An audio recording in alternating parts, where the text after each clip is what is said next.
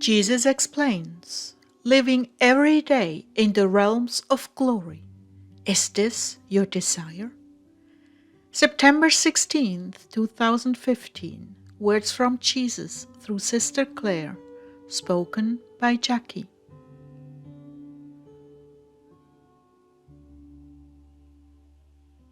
After some time of worship, he told me that he wanted to speak to me.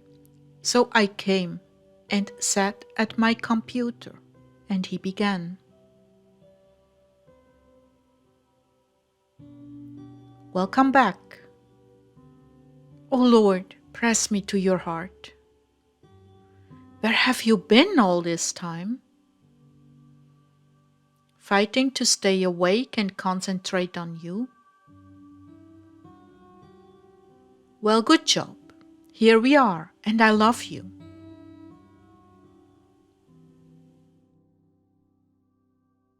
I love you too, sweet Jesus, forever and ever. Oh, how I wish I could love you constantly. Me too. That's a gift, isn't it? It is, he said with a twinkle in his eye. Jesus, would you please give me the gift of endless adoration of you? Oh, such a request makes my heart swoon. But you must give up all created things to be free enough to be with me on that level. Those who are willing to pass by their attachments to what people think, how they look in the eyes of man, what they enjoy in foods and entertainments. Those to whom the whole world is dead, I can grant this gift, if they seek after it. It would seem to me, Lord, that there are people like that in the world. I know that even Ezekiel and I have felt that way at different times. Well, there are, but they don't long to be so caught up in me that they voice that desire or even consider asking for that gift. But why? Why do you think? They feel unworthy? That's part of it, but partly because they never imagined that a gift like that could be had. And I'm here to tell them it can. Lord, are you serious, or did I go off on a tangent? He sighed deeply and he said, What do you think, Clare? I went to the Bible promises and got Holy Spirit and thought I really wanted to make sure this was the Lord. This is you.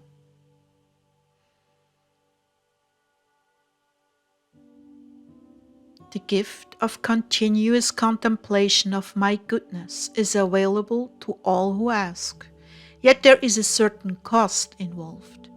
They must be detached from the comforts the world can afford them.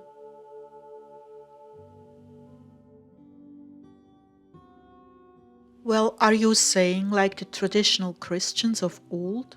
For example, like Cuthbert, who stood in the ocean at night to stay awake and pray, and the others came to keep him warm? When I said that to him, I decided I'm going to make sure it was Cuthbert that I heard about, who stood in the ocean with the others. When I went to the internet, a Rima popped up. And it said the Celts were natural contemplatives and hermits who sought out rocked peninsulas or hidden woodland glades in order to be alone with God. Wow, when I heard that, my heart just fainted away, because that was the whole reason we were up on the mountain for 5 years, to live a more simple life, to be closer to the Lord. So I said, Lord, this is all I wanted when we lived on the mountain, to be free to pray and contemplate your goodness. What a confirmation! Now, don't go running off on a tangent. I'm not sending you back to the mountain. I'm simply telling you what is available to those who would believe. You must have faith, not works. In other words, it's not up to you, my love. This kind of grace, it's up to me. The only reason Cuthbert did that was so that he could be with me. His desire was so acute and burning, the very thought of falling asleep and losing consciousness of me was abhorrent to him. Do you understand? Wow. Yes, wow. He was that connected to me. He was that connected to you, Lord, that he didn't want to fall asleep? Yes, out of force of habit, he surely was.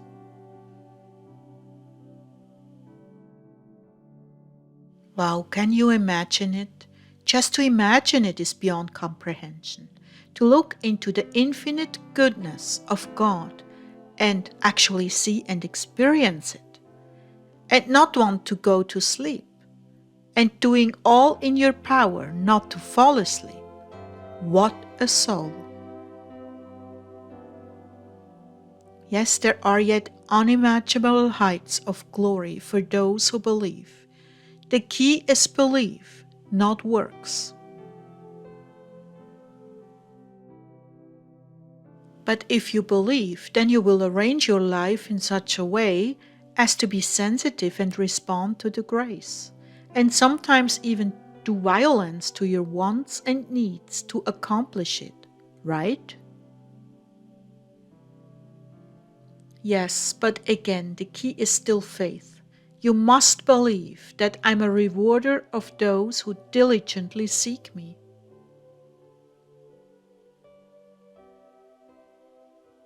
But don't you require of us that we be willing to do violence to our own carnal natures and deny ourselves sleep and food and comfort?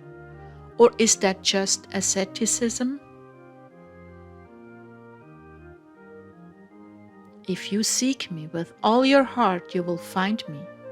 Clare, my love, I want to fill you. Do you understand? This is not something I'm withholding from you because your performance level is low. No, I desire with all my heart to fill you.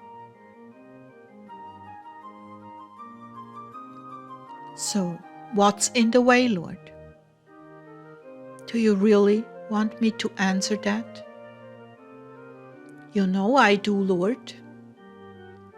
Simply, your preoccupation with the world. I thought about that for a minute and I thought, okay, such as? What shall I eat? What shall I wear? And to find shortcuts to get those things done without having to invest your time. But even that begets trouble because you must teach and supervise others. Now, much better would it be if you didn't need those things or even consider them. Okay, are we talking about things like firewood now? No, I'm not pointing to necessities, I'm pointing to superfluities. Could you please give me a list, Lord? But now, here I'm petting my cat and I'm quite pleasurably distracted. And I thought to myself, do you mean that? Petting my cat?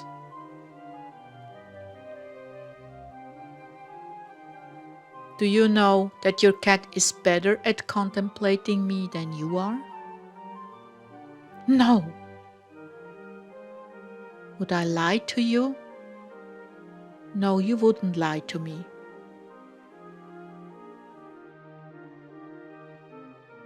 Well, consider then.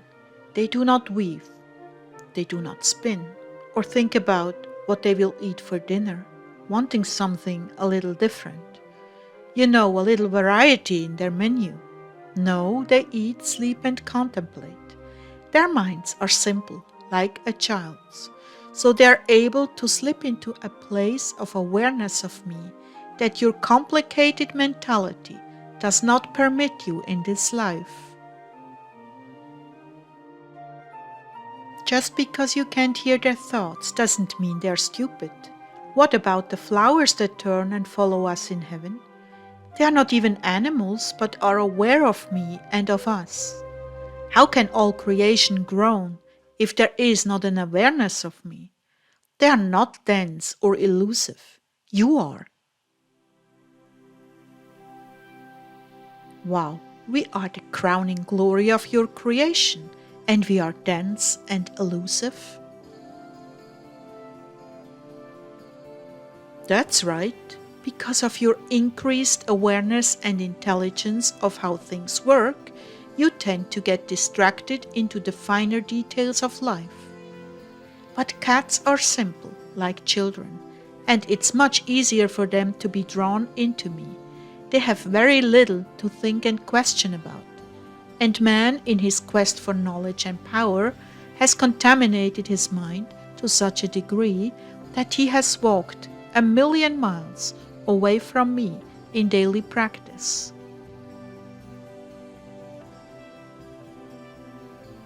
That is why more primitive cultures are closer to the spiritual world than the so-called industrial nations. Their intelligence is merely a mirage because what is most important in their lives is overlooked. So in the last analysis, man, who sees himself supremely intelligent, is supremely ignorant of those things that would matter the most, namely his abode for eternity. What does it profit the man if he gain the whole world but loses his very own soul? That's Mark 8:36. Wow, Lord, this is deep. Yes, my love, it is.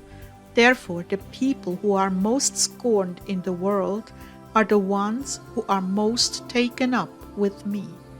Under this category are the homeless, the native cultures, those who abandon the world to live a primitive life, like the hermit. That is, if they abandon the world for my sake, not because they no longer want to participate or they're lazy. There are two types here: those who abandon the world out of pain and inability to function in it, and those who function quite well but have chosen the better part. But what about leaving others behind and not contributing to society? It is a calling, my love. It is not something you take upon yourself. It is something I call you to. And with it comes the solemn responsibility to love and pray for humanity. We will speak on this more. I just wanted to plant these thoughts in your heart. I know your heart, Clare. I created it. I know the times of your life. I know what your deepest longings are. For now, take care of the flock and trust it to you, and contemplate my glory. As you empty yourself more and more of your affections for this created world, I will open to you more and more of the realms of glory. And for all of you, my brides, be assured the life lived in solitude and simplicity is a very specific calling. If you are not invited to it by me, it is a disaster. So don't make the mistake of wanting something because you think it is so holy. No, the only holy life for you is the one lived in obedience to my known will and your state in life. Yet we will talk more about this life at another time. In the meantime, my blessing is upon you as you learn of more and more ways to put away your flesh and yield your life and time to me.